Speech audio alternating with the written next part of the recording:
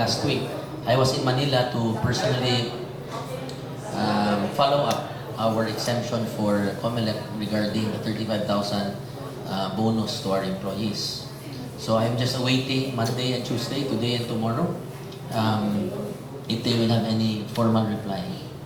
But at the same time, I've already instructed the accounting office, the treasurer's office, the budget office to prepare already for release the 35,000 bonus. So once we get the go signal, if ever we get the go signal before Holy Week, then we will release it before Holy Week.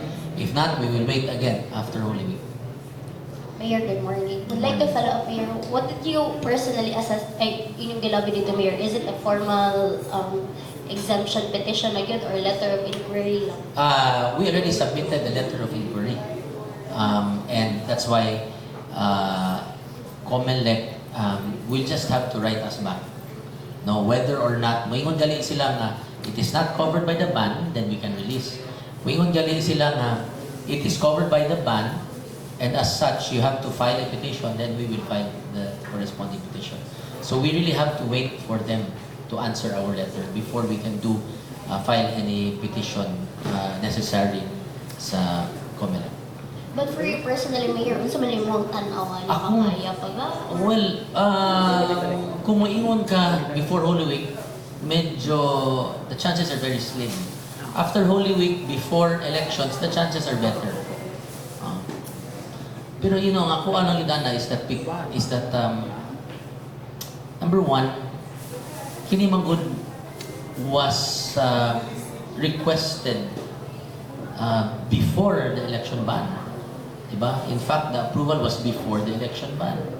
And number two, ang gikahalukan mo sa COMELEC diya is because you are giving something outside the ordinary for campaign purposes. So, all of a sudden, ihatag ang bonus sa mga empleyado kay tungod mamutar ang mga empleyado nimo, nangampanya ka sa imong mga empleyado. But in this case, this is based on merit. This is based on performance. So, and it's done every year. So, dili ka makaingon bitaw nga one time para lang mangampanya ang gobyerno. Wala yun. Ang mayor, dili yun.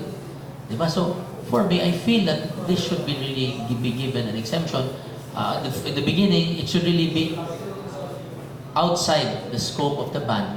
And if ever mayroon sila nga ilang iratsada nga part of the ban, then I really think that it should be given an exemption. Mayor, during the flag raising ganina, medyo imuhang i-set ang expectations sa atong mga empleyado. Yes. Na by chances, Mayor, nga madungan na lang this mid-year bonus. Mao ginay mahitabo. So, what's going to happen is on May 13, we will try to release it, the 35,000. And then on May 15, we will also release the mid-year bonus. So, 13 o 15, dugol gaayo. So, one time, big time para sa atong mga empleyado. So that's the second option. That's the second option. Mayor, circling back lang po gamay, it's been approximately 2 months mo Mayor, nga imuha nang i-announce ang gilabi dito sa council.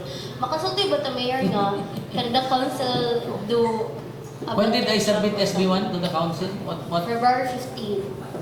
Wow. Something. Hindi lang ko gana. I don't wanna put blame on the council because, you know, they're also doing their jobs.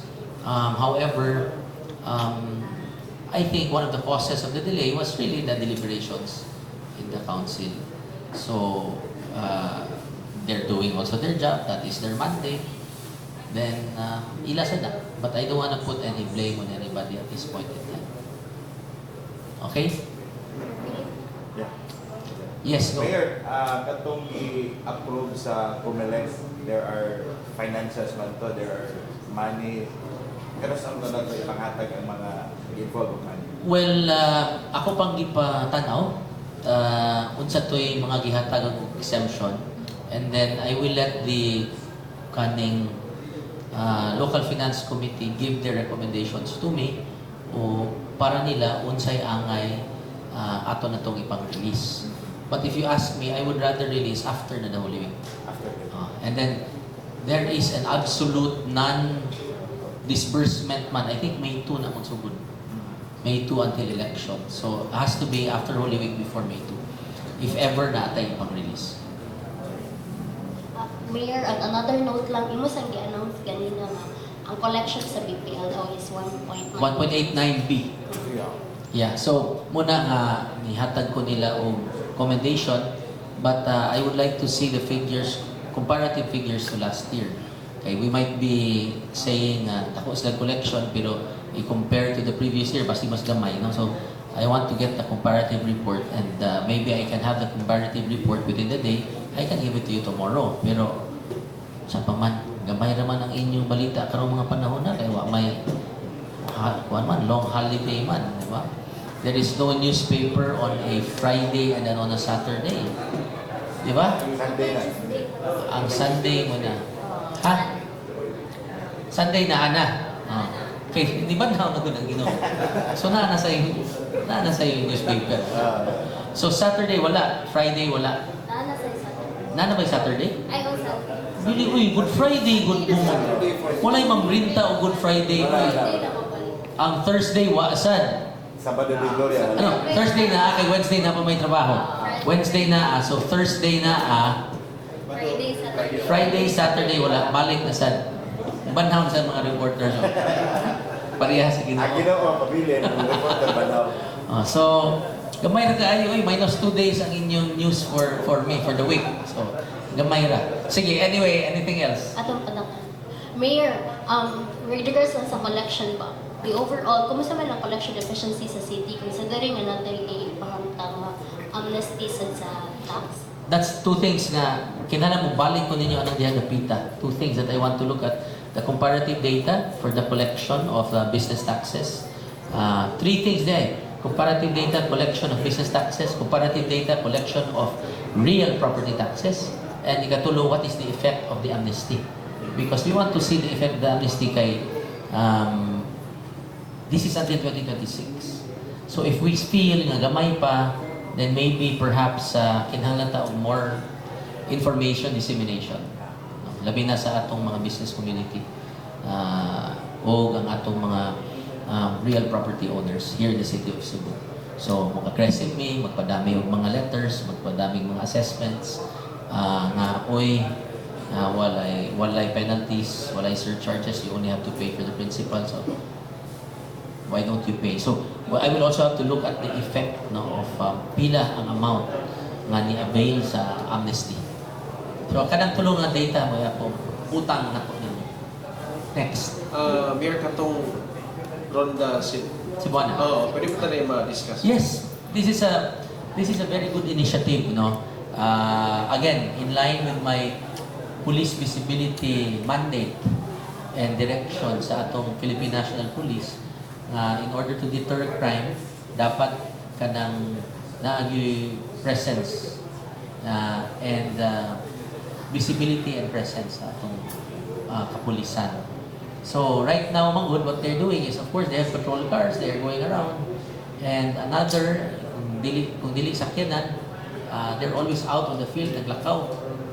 So karon, we have another mode of transportation, which is mountain bikes. So muto atong i-turn over ang 30 buok ng mga mountain bikes which they will use in the interior portions of our cities and barangays. Again, makikita na sila yung presence ang atong kapulisan. So usanis mga rason na ito nga ato nang ibuhat.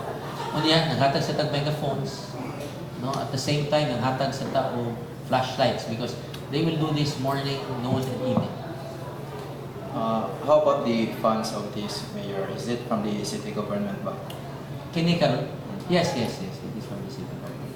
Included ba sa fund ang pag-maintain ng mga mountain bikes, Mayor? Wala na. Inihatag na to ato nila, ilan na ng maintenance. Of course, if they will ask assistance for something, we are always here to help. Thank you, Mayor. Split na lang siya. Hi, Mayor. Good noon. Good noon. Mayor, yes, last week naka-mention ka nga ang city government is very much willing to help our brothers and sisters dito sa nga naapektuhan sa Canlaon. May we know, Mayor, if na may update kung ka-istorya na ba mo with CCDRMO regarding Wala pa ko ka-istorya with Disaster Council, but I am awaiting their resolution. Amot kano sa sila mag-meet?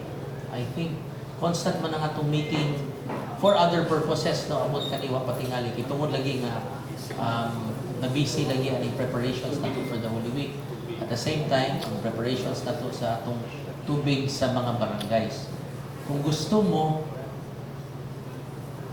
bubisita ta sa mountain barangays, ako lang tanaw set up sa mga water tanks na ilang ipamutang. But tomorrow, I am visiting ports.